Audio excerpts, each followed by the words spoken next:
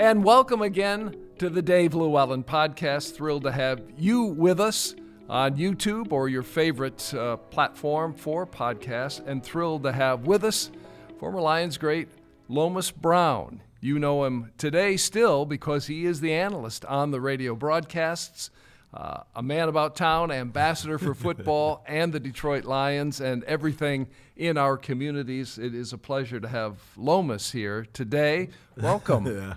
Thanks, Dave. I appreciate this. Yeah. Yes. 18 years in the NFL, an incredible career, 11 with the Detroit Lions. Your final year with the Tampa Bay Buccaneers, where you won a Super Bowl and a Super Bowl ring. We're going to talk much more about your career, but man, 18 years. And I looked at some of the history this morning early, and you're tied for 13th all time in games played, games started in the NFL. Yeah, I always tell people I'm just glad I could still function, just move around in life, just do some of the simple things in life. Because, you're right.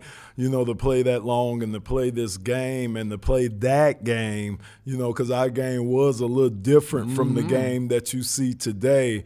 But to be able to, like I say, play that long and play that many games, it was a blessing, first of all. And it was just a testimony to all the people, all the teammates that I was around, the coaches that I had, and the parents. Yeah. My parents, man, I had some great parents, and, I just always think that's a key. You always have to have your foundation and set, and I think I had a great foundation to start with. We're going to talk much more about your career and your life in football, but we got to start with the 2023 Detroit Lions season. What a ride it was.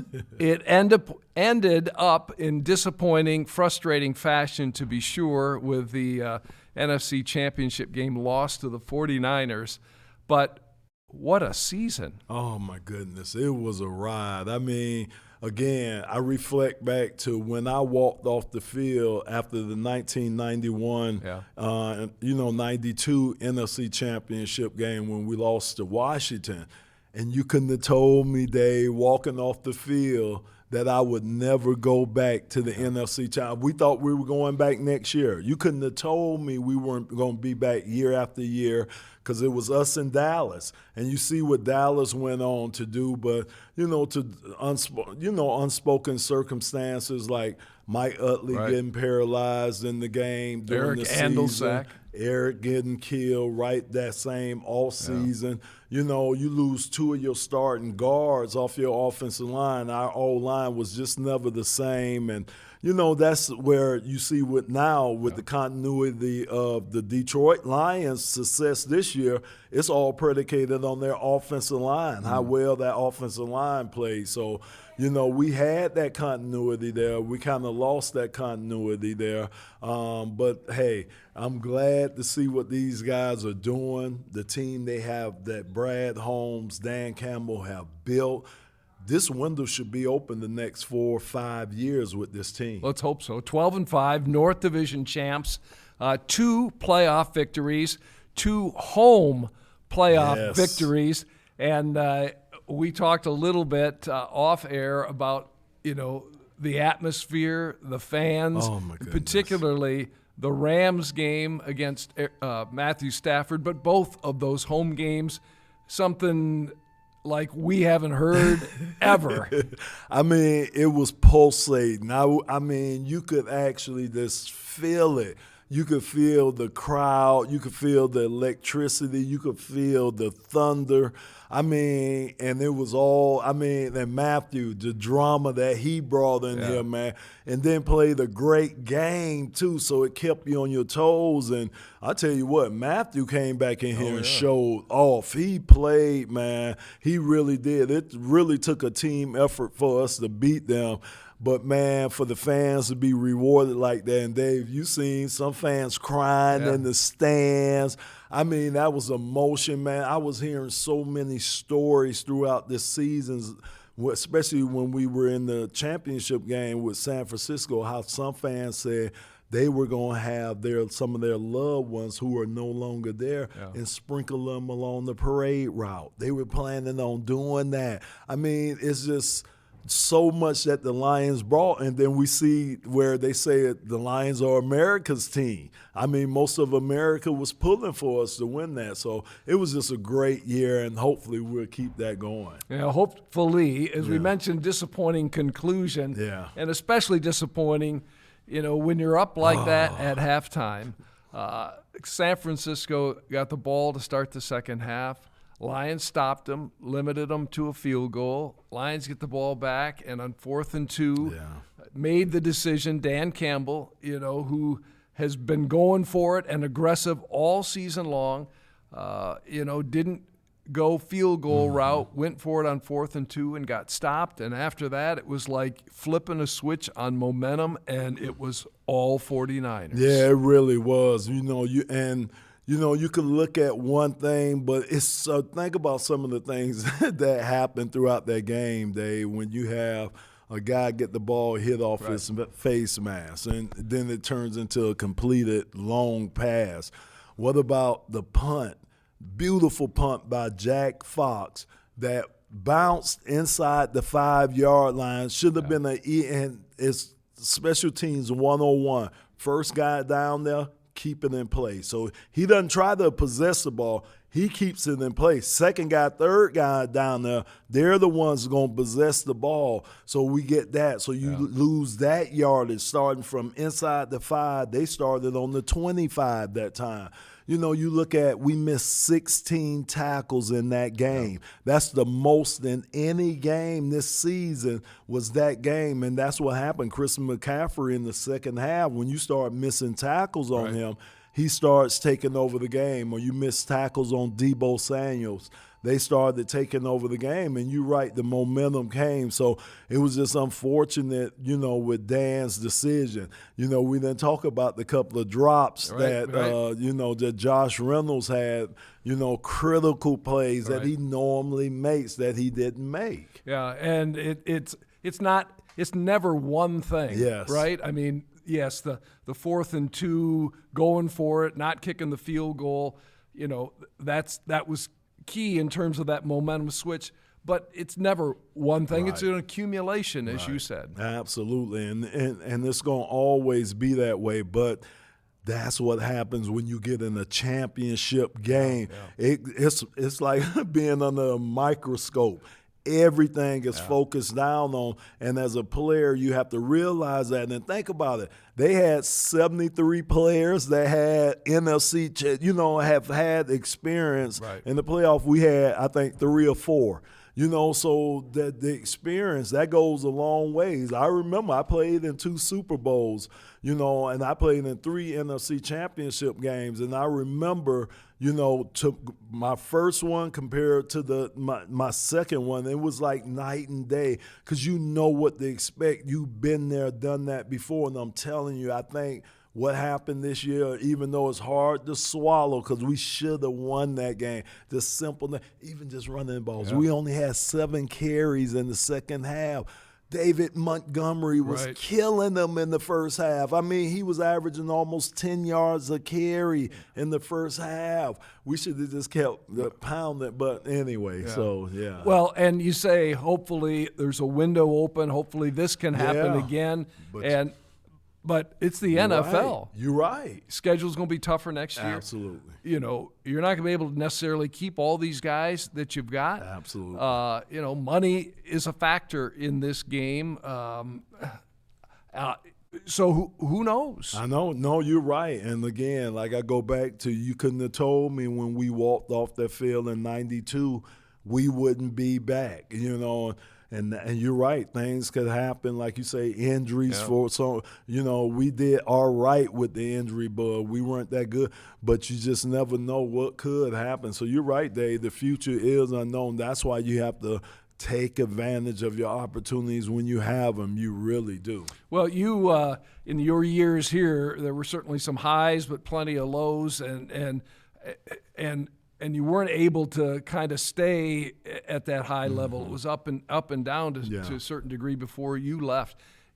hopefully this management team, ownership, management, coach, can keep it competitive for this window. And that's what I think the biggest difference. I'll tell you the two biggest differences I see between us back in the 90s and this team is outstanding coaching staff. Oh, my goodness. Their coaching staff blow our coaching staff away, hands down. And the reason why I say that is because, think about it, most of our coaches are ex-players. Yeah. Ex-players, you talk about the O-line coach, you talk about Randall L., our wide receiver coach, talk about Aaron Glenn, our coordinator, Dan Campbell, the head coach, Calvin Shepard, the linebacker coach. I'm missing out. I know I'm missing a couple of other coaches right now. Oh, Scotty Montgomery, the running back coach. Think about that. I don't think there's any other coaching staff in the league that has as many ex-players as coaching. And Dave, that's such a comfort when if you struggling in a game and you go to the sideline, it gives you that extra comfort that, okay, this guy knows. He's been out there. He's been in my foot, in my shoes. So he knows what's going on with me. That gives you that extra sense of comfort as a player that you could go out there and get things accomplished. So that's the one thing that I think they have over us that we have. And then management. Yeah. Management is so much better. How it's being run, the team is being run, what Shillingham Ford has done, and what she's allowing to be done, the people she's brought in, so much better than what we had. So those are the factors, and that's what you have to have because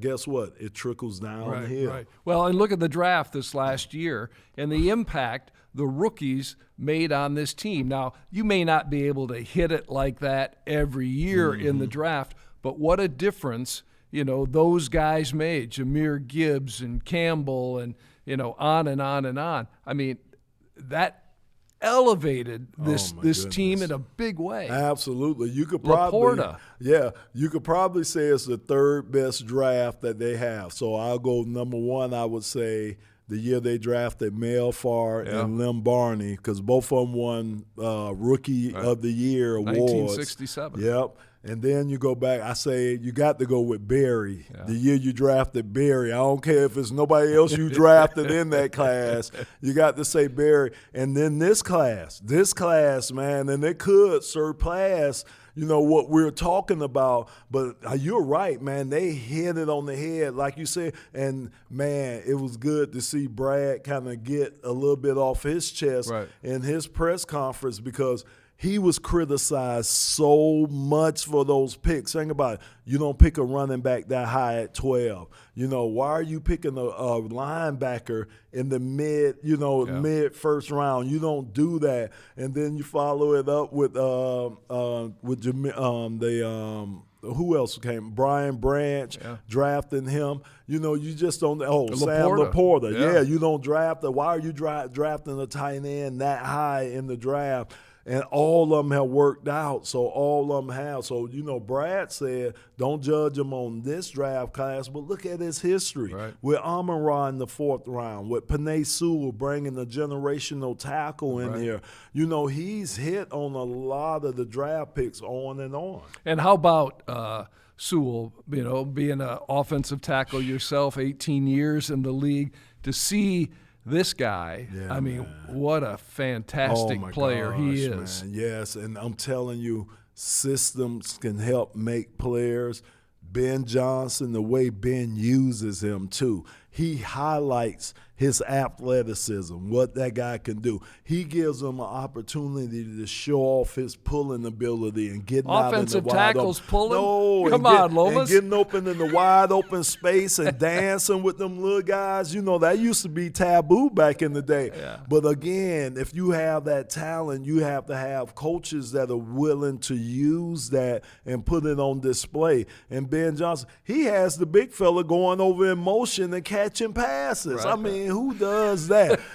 So, it's unbelievable how creative Ben Johnson is. It's unbelievable how this league has morphed into creativity and how much more it is.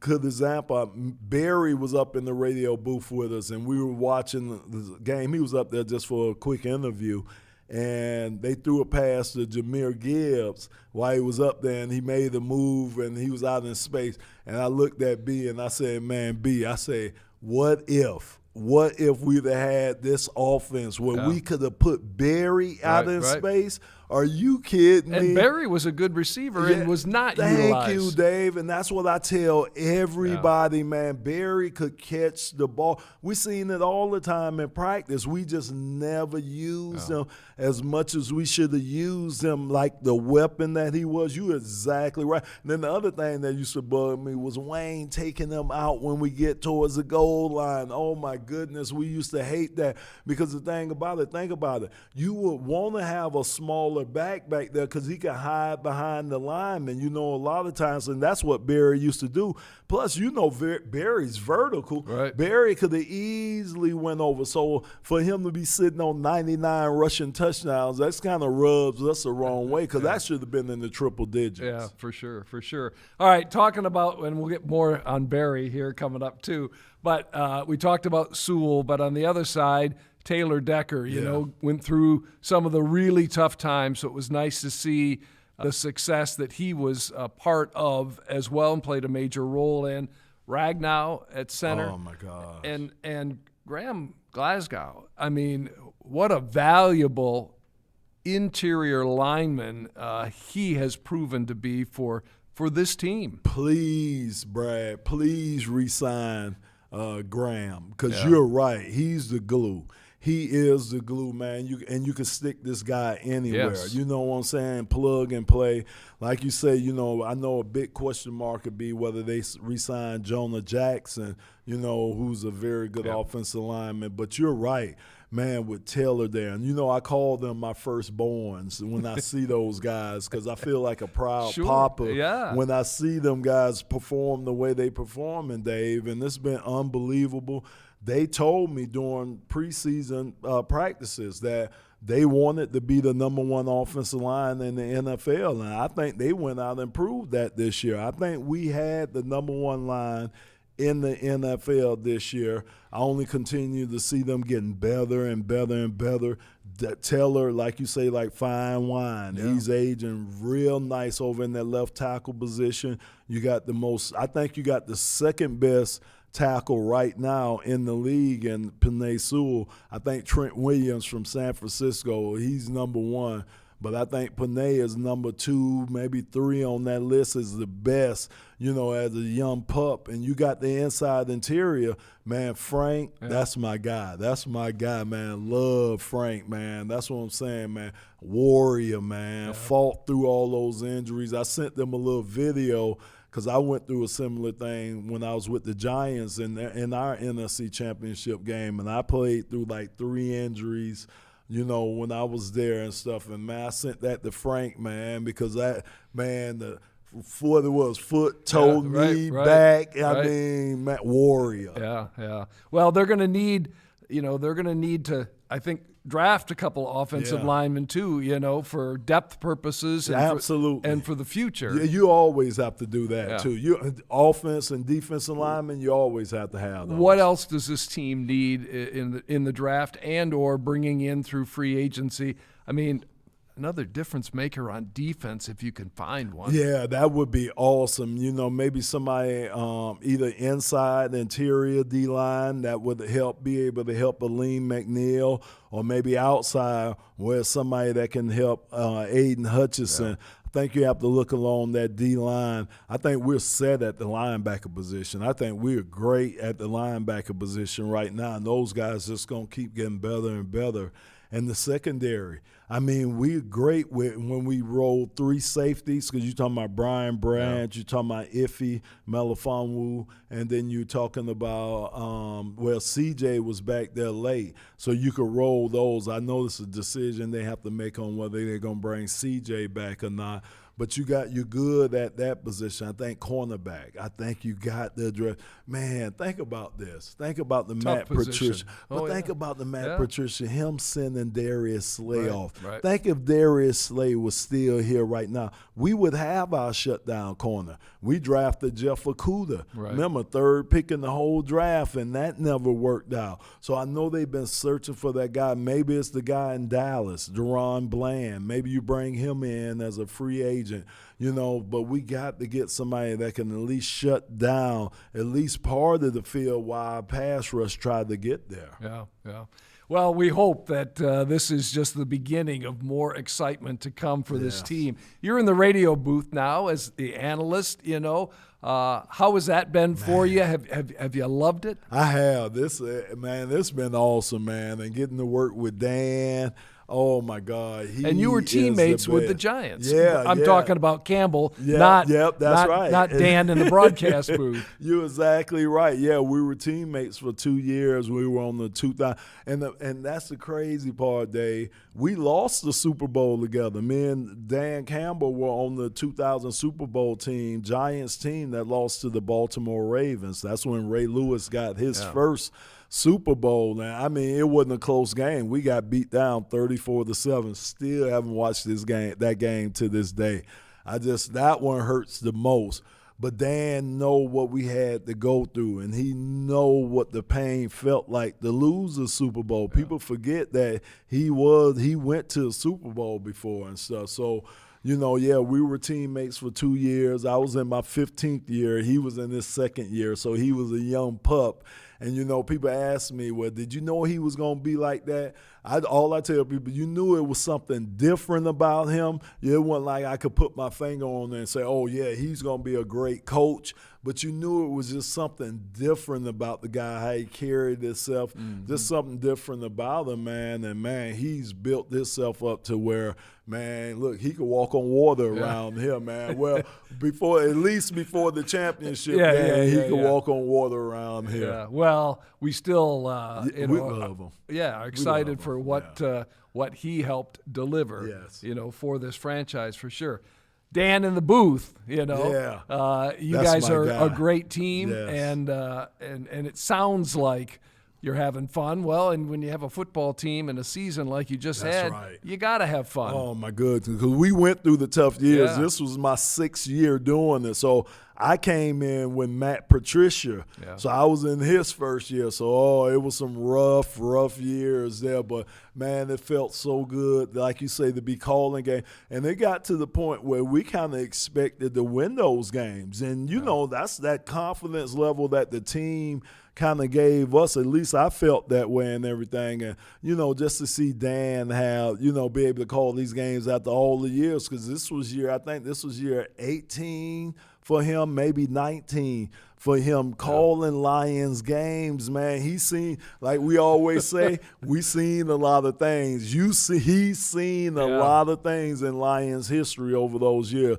But the excitement he brings to the calls and stuff, man, he almost lost his voice, man. And I think in the Stafford game, making the call, man. But it's great, man. And that's what has helped accelerate and help my learning curve, being around somebody as good as he is. Yeah. Well, it's great to listen to you guys, and great, obviously, with the season that we had. All right, let's talk a little bit about your background.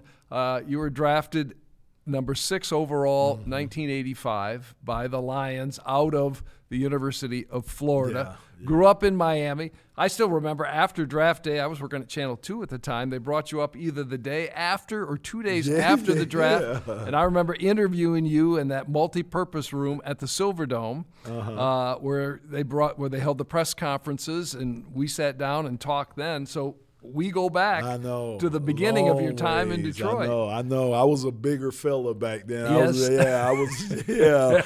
But I just, I didn't know much about Detroit. I mean, and I'm telling you, that whole draft process was so crazy, Dave, because I didn't talk to the Lions to the day, 2 picks before they drafted right? me. That's the only time the Lions were nowhere in the conversation. I thought I was either going to Cleveland, Philadelphia was on the table. It was a couple of other teams that were on the table that I thought I was going to. The Lions never scouted me. Nobody never called me. They never worked me out. So I didn't know. How did that happen? I mean, Darryl Rogers, he called and he said, hi, I'm Darryl Rogers. He said, if this happens and this happens, he said, we're going to pick you with our pick. And I'm just like, wow, and sure enough, that happened. It was Wayne Bickett going to Indianapolis, and it was Chris Dolman going to Minnesota. And sure enough, man, he called me, and he was like, we drafted you. And then there was an awkward silence on the phone for a second. And he was like, aren't you happy? And I was like, oh, yeah. But I was stung because I had never heard of Detroit. And the only thing I knew about Detroit back in the early 80s was, 1, it was cold. Yeah. 2, they made cars. And 3, unfortunately, it was like the murder capital, back then. And I'm like, oh, my goodness. So, they came. I got drafted. And like you said, 2 days later, they flew us out. I had to do the press conference and everything, and it's amazing. I tell these guys, they used to love me to tell this to the rookies, was when they came to pick me up, they had Mark Glenn, the assistant train, not the head train equipment guy.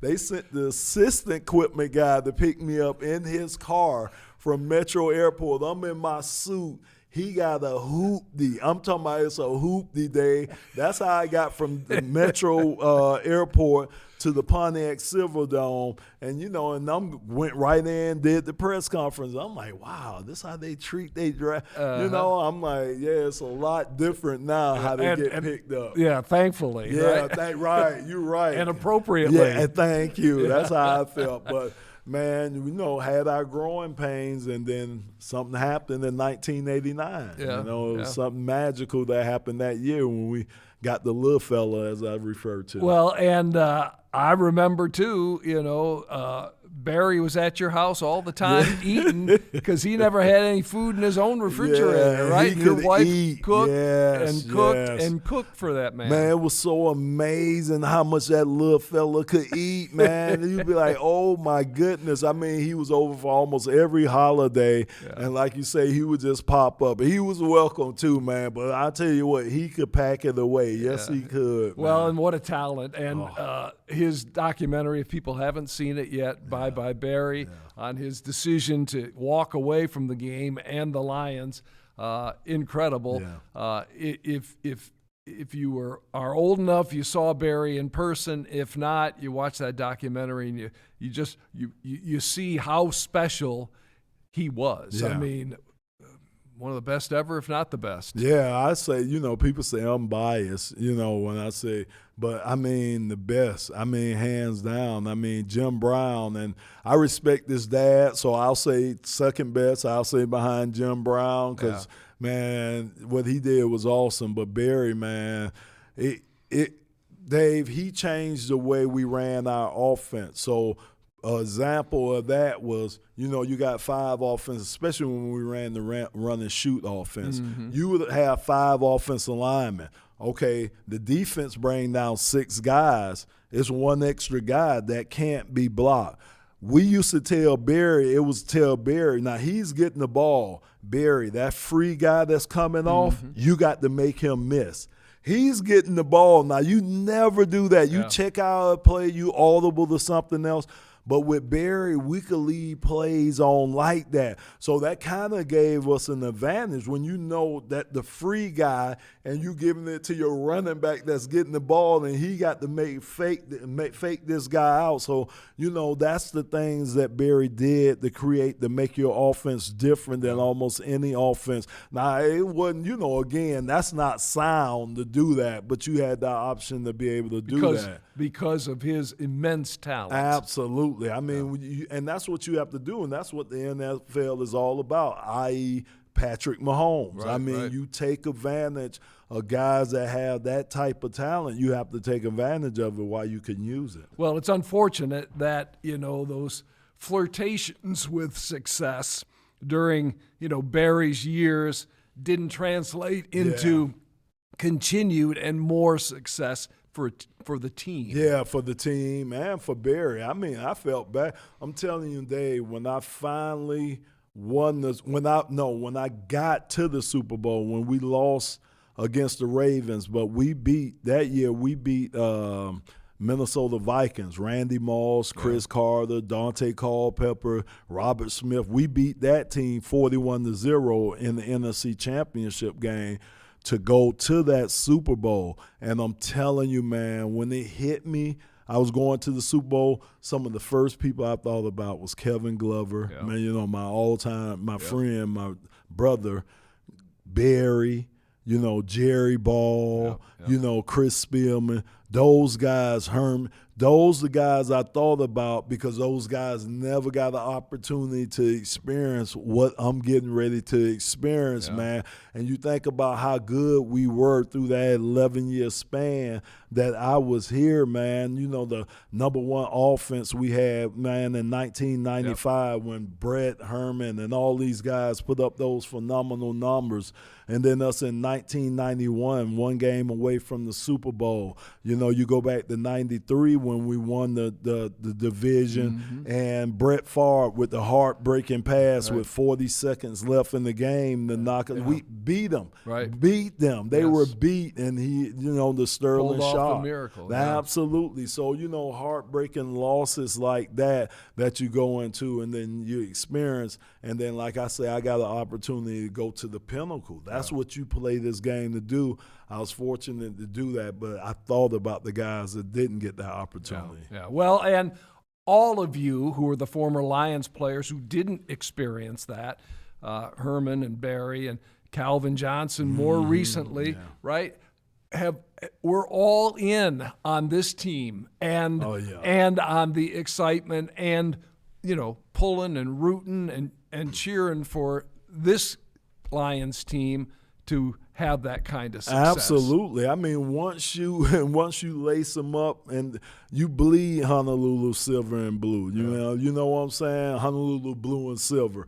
You bleed that. I mean, that's in your blood. And believe me, the trickle-down effects from them doing good, oh, my goodness, it comes down to the alumni. Man, I'm as popular as I've ever been because of the success of the team. And that's what I say. That's why football is one of the greatest games, because I'm telling you, the success of the team can spawn out into individual success. The entire city. That's right. And I've often said if the Lions could just win consistently, I mean, the Pistons had their championships and the Red Wings had their championship. The Tigers had their success.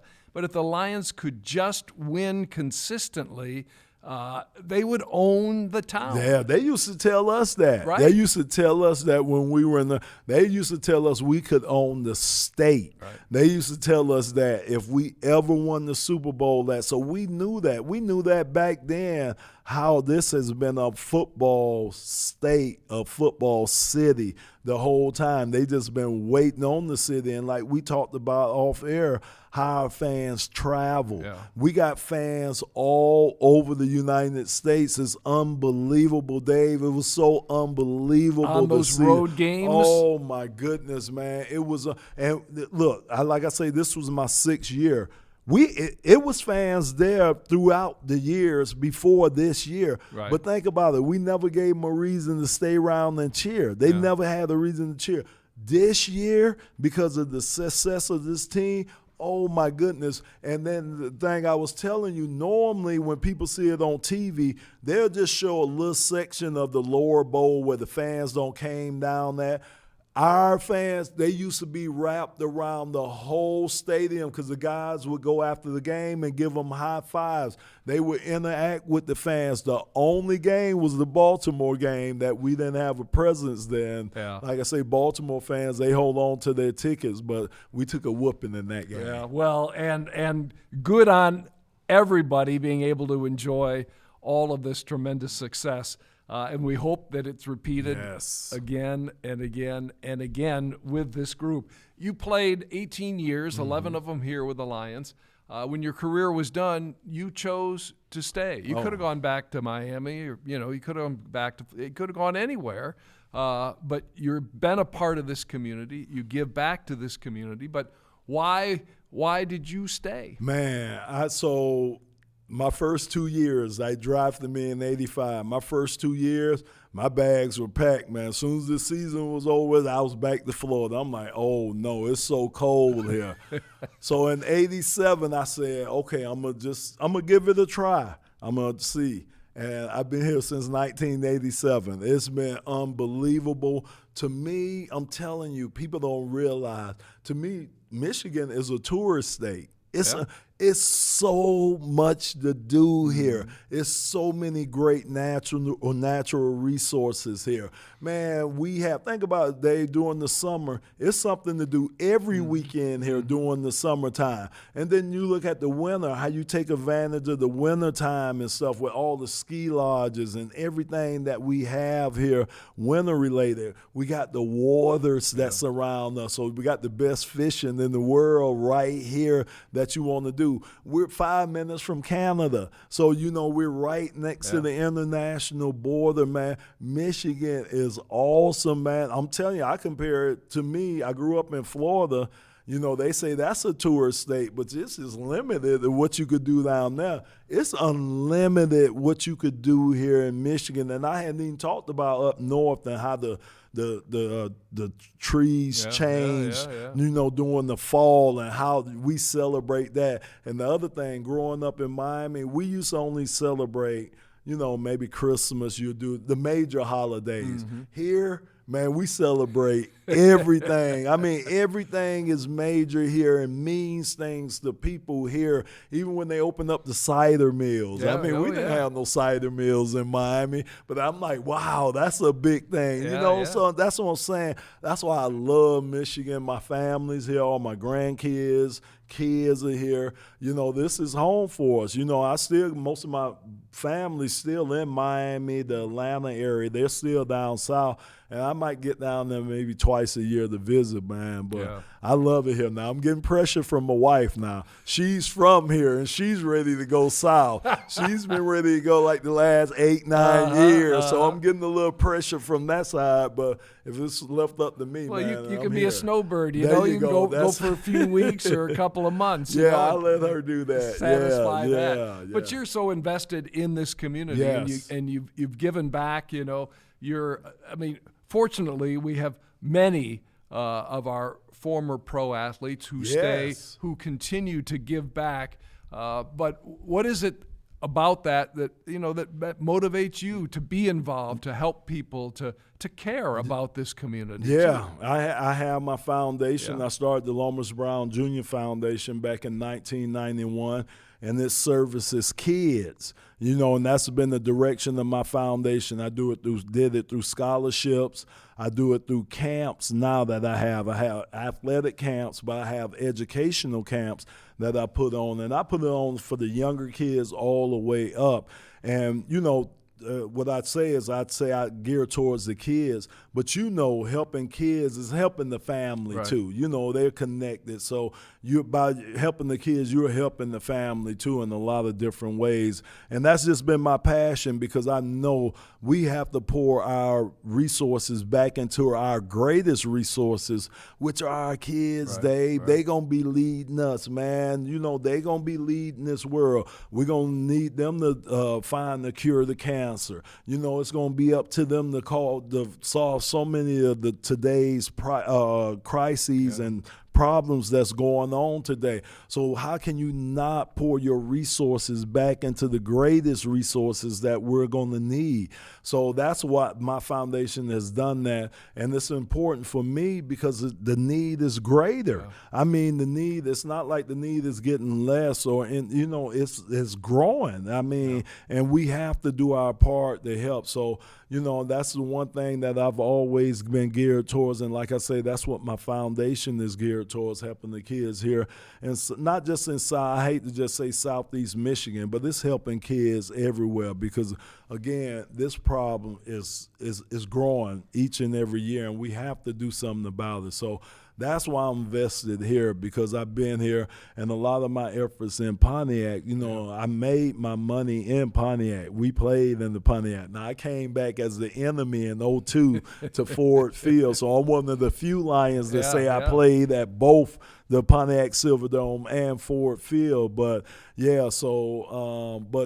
have to give back, Dave. Yeah, and we'll put a link in the show notes to the foundation. Yes, so people want to awesome. Contribute if they want to support some of the events that you have. And you know what we're looking for? The biggest thing, the foundation. Yeah, we're always looking for donations, but we're looking for volunteers. And that's hard. Yeah. People's time, that's valuable. So I'm asking these people for some of their most, because you could go out and make money, Dave. Yeah. You can't make no more time. So I know that's a big ask, but, I have to do it because we need those too. We need volunteers. Yeah, well, they can join you in giving back then if they want to volunteer. All right. We had a wonderful conversation. Appreciate this. We hoped the Lions were going to be in the Super Bowl game. I know. It's not happening. It's in Vegas. It's the Chiefs. And we're Chiefs and 49ers, and what do you think? Well, I'm going with the Chiefs. I'm not betting against Patrick Mahomes. Yeah. They said if we got in, who that I prefer is playing, it was Baltimore. I wanted to see Baltimore again, even though they whooped us good during the season. I did not want to see Patrick Mahomes. This dude is something special, and they got a really, really good defense. Yes. They got a championship defense. So I think they're going to win the game. I look at the experience that he has, and like I say, he's going to make everybody around him better, and I think he could do that a little bit more than Brock Purdy. I'll tell you this, though. He impressed me. I went into the game not really impressed with Brock Purdy. Yeah. I'm impressed with him, especially his speed. When he ran away from some of our players throughout our game, I was like, wow, it shocked me at really how athletic and how fast the guy is. So I give him his due, man. I was one of those guys that's kind of late to join in on the Brock Purdy parade, but I think he's going to be a very good quarterback, especially in the NFC. I just think Patrick's too much. Close game, though? I hope. That's what I want. Dave, that's all I want. I just want a good game for Super Bowl. And they seen all the other games they seem to have been good these past couple of games. So that's what I'm rooting for. So I think it will be another close game. But you like the Chiefs. I like Chiefs. Andy Reid. Yeah. Well, they've you talk about those windows and taking advantage and having sustained success. Boy, the Chiefs are all about that. Oh, my goodness. Now, that would be great. Yeah. If we could go on a run like that. I think he's been to every AFC championship game. He's been to, 3 or 4 Super Bowl. Man, it would be nice to go on a run like that for the Lions. Yeah. Lomas, thank you for this. Absolutely. Great to see you as always. Keep up your great work, and most important, continue to have fun with it, which is a fantastic thing. Appreciate it, Dave. Lomas Brown, the former Lions great, now the radio analyst. He's on WJR Radio as well with the Sports Wrap Show daily. And our guest today here on the Dave LewAllen Podcast. We appreciate it so much. And for you for joining us. Thanks to our producer-director, Josh Bowron. And until next time, stay safe, be kind.